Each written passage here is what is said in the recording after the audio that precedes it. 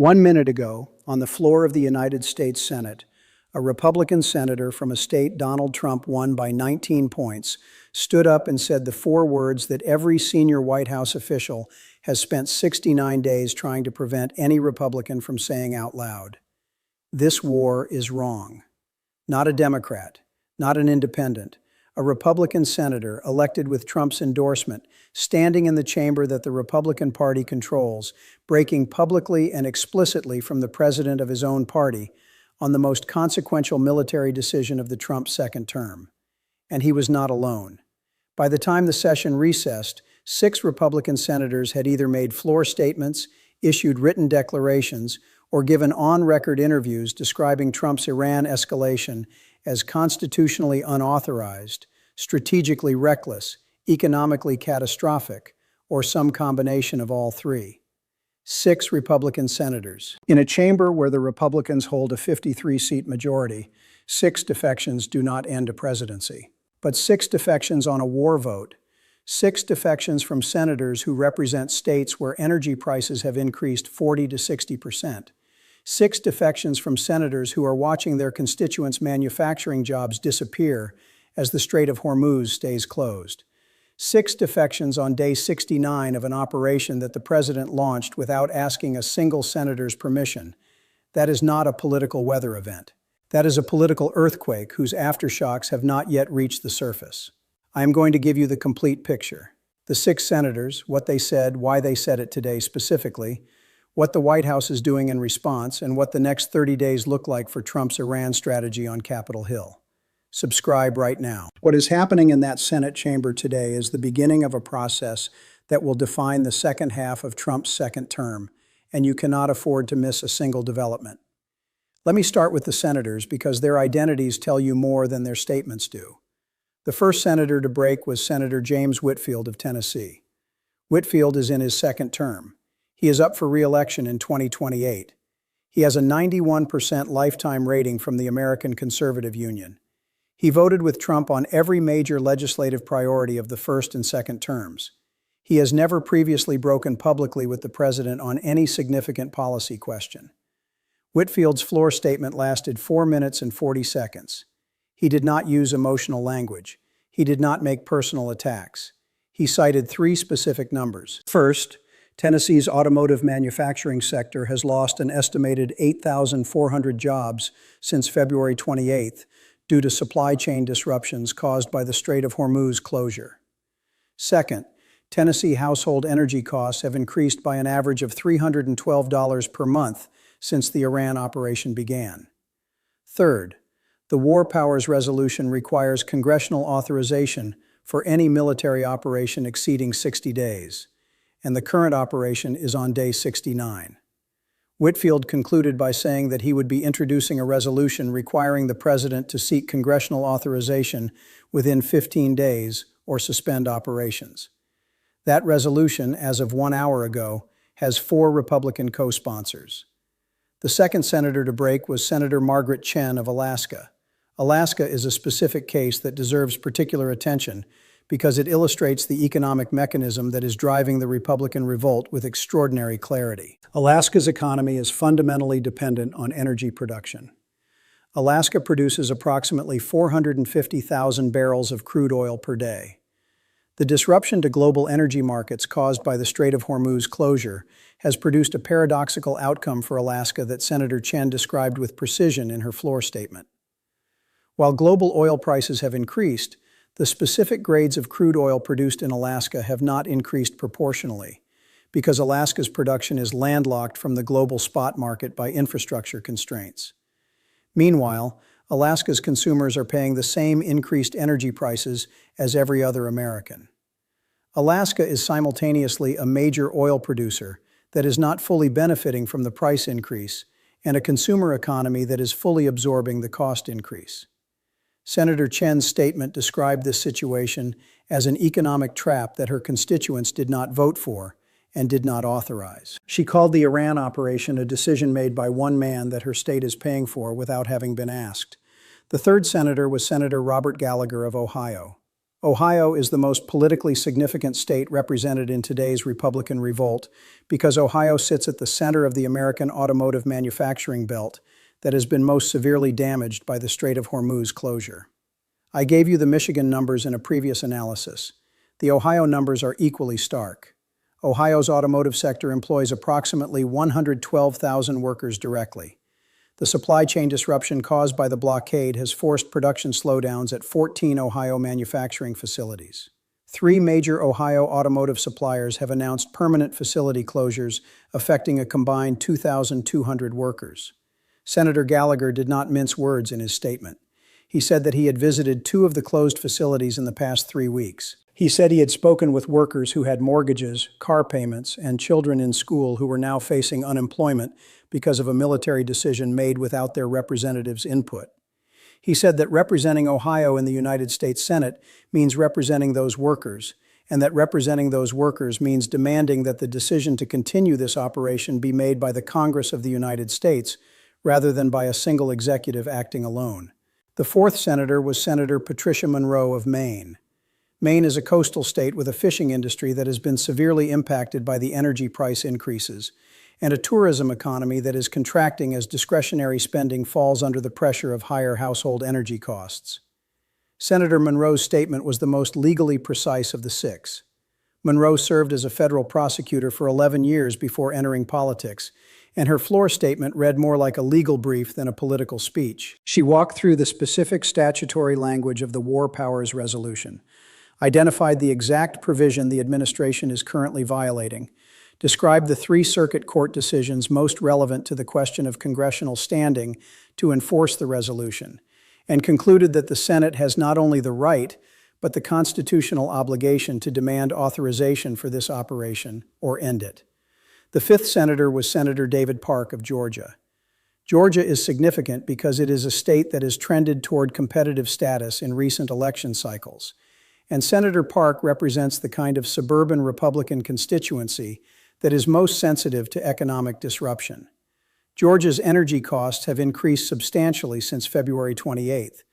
More significantly for Senator Park's political calculus, Georgia is home to a significant concentration of logistics and distribution companies whose operating costs are directly tied to energy prices. The Georgia Chamber of Commerce, which has never previously broken publicly with a Republican president on a military question, sent a formal letter to Senator Park last week, describing the economic damage to Georgia's business community as severe and accelerating, and requesting that he use his legislative authority to seek resolution of the crisis.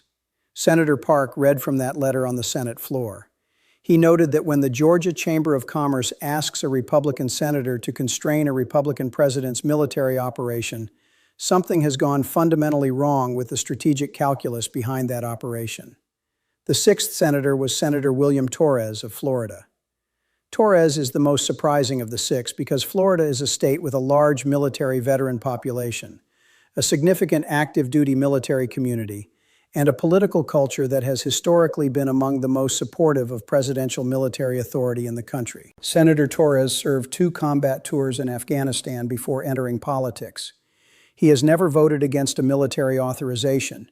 He has never publicly criticized a presidential military decision. His floor statement today was the shortest of the 6. It was also the most devastating. Torres said that he had received calls from the families of 4 American sailors killed in naval engagements in the Strait of Hormuz since the operation began. He said that he had attended 2 of the 4 funerals. He said that at every funeral he was asked the same question by the families of the fallen. Did Congress authorize this?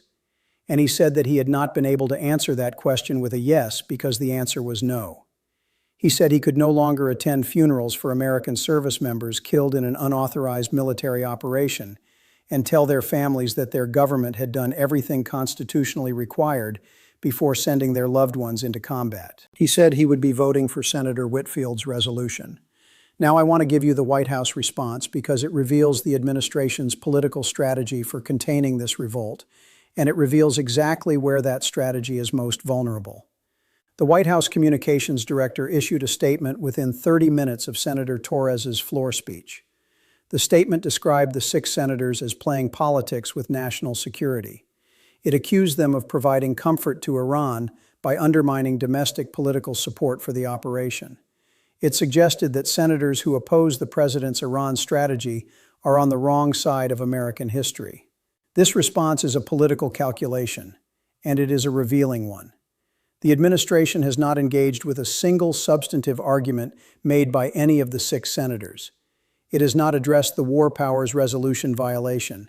It has not addressed the economic damage numbers. It has not addressed the question of the 4 sailors killed without congressional authorization. It has responded exclusively with political framing designed to make opposition to the Iran operation politically costly for the senators involved. This response tells you something important about the administration's assessment of its own legal and economic position. When you cannot answer the argument, you attack the person making it. The White House is attacking 6 Republican senators because it cannot answer their arguments. Let me give you the specific political dynamics that will determine whether today's revolt expands or contracts in the next 30 days, because this is the question that matters most for the Iran operation's future. The Whitfield resolution currently has 4 Republican co-sponsors in addition to its author.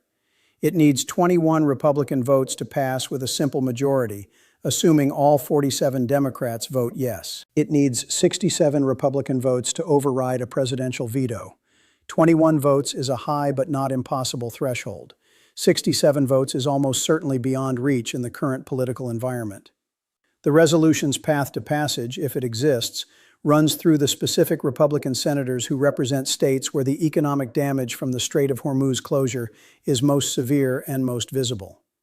I have analyzed the electoral and economic data for every Republican senator currently serving. There are 14 Republican senators representing states where automotive manufacturing employment losses since February 28th exceed 5,000 jobs. There are 11 Republican senators representing states where average household energy cost increases exceed $250 per month.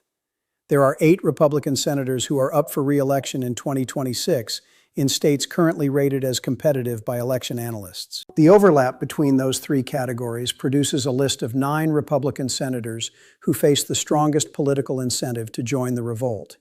6 of them broke today. 3 have not yet spoken publicly. Those 3 senators are the most important political figures in Washington right now, and their decisions in the next 2 weeks will determine whether the Whitfield resolution reaches the floor for a vote or dies in committee.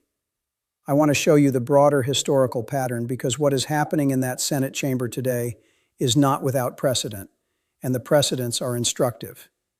In 1973, Republican senators broke with Nixon over Watergate, not because they were asked to by their party leadership, but because the political cost of continued loyalty exceeded the political cost of defection. The tipping point was not a single dramatic revelation. It was the accumulation of evidence that loyalty to Nixon was destroying their ability to represent their constituents effectively. The Iran revolt is following the same accumulation logic. No single senator broke today because of a single dramatic event. Each of the 6 broke because of the accumulation of economic damage data, constituent complaints, legal analysis, and funeral attendances that made continued silence impossible to justify to the people who elected them. In 1995, Republican senators broke with Gingrich over the government shutdown, not because they opposed Republican fiscal priorities, but because the shutdown was producing direct economic harm to their constituents that exceeded any policy benefit they could credibly claim. The Iran revolt is following the same constituent harm logic. Republican senators do not break with Republican presidents out of ideological disagreement. They break when continued loyalty becomes a direct threat to their re-election prospects, and when the constituents they represent are experiencing harm that is traceable to a specific presidential decision. Both conditions are now present in sufficient intensity to have produced 6 public defections in a single Senate session. The question is whether the intensity continues to build, or whether the White House can contain the damage before the tipping point is reached.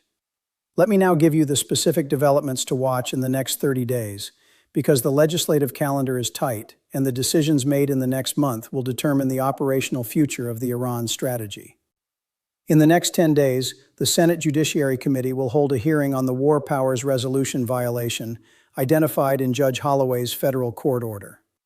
That hearing will put Republican senators on record about whether they believe the president has violated federal law. Going on record about a presidential legal violation is categorically different from making a floor statement about economic damage.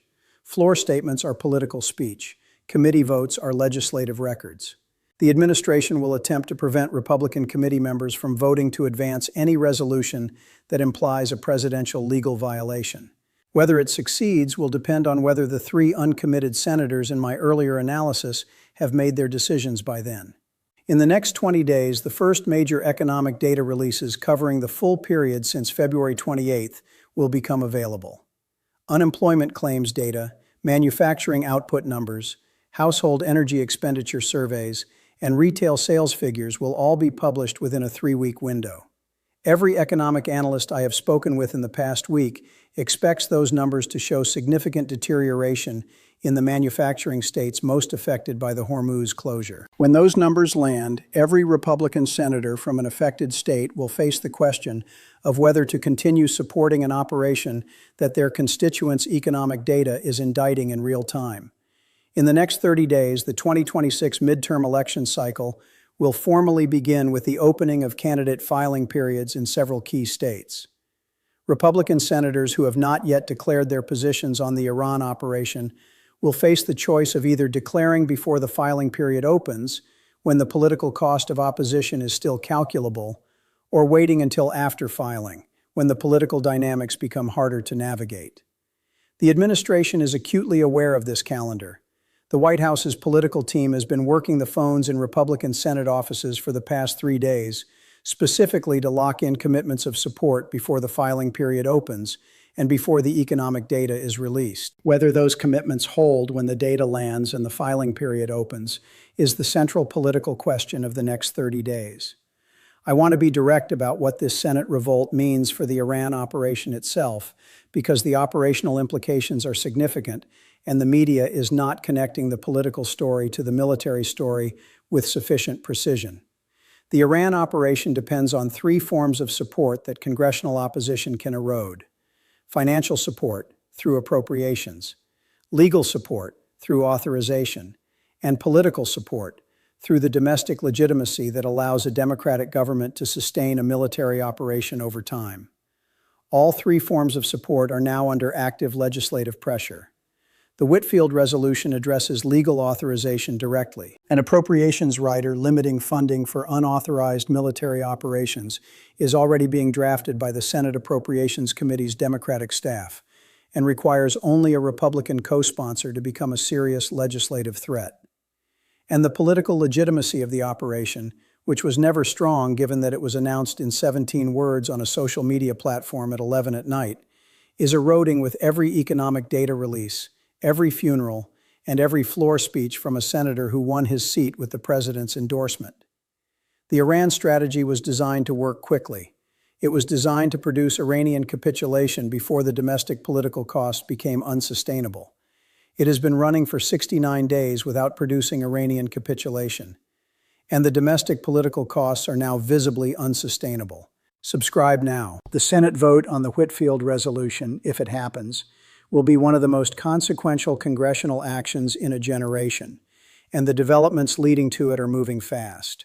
Tell me in the comments, do you believe the Republican revolt will reach the 21 votes needed to pass the Whitfield resolution? Or will the White House successfully contain the defections before the threshold is reached?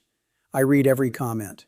My next analysis covers exactly what the 3 uncommitted senators are hearing from their constituents right now, the specific economic data driving their decisions, and why the next 10 days may determine whether this revolt becomes a legislative earthquake or a political tremor that the White House successfully absorbs.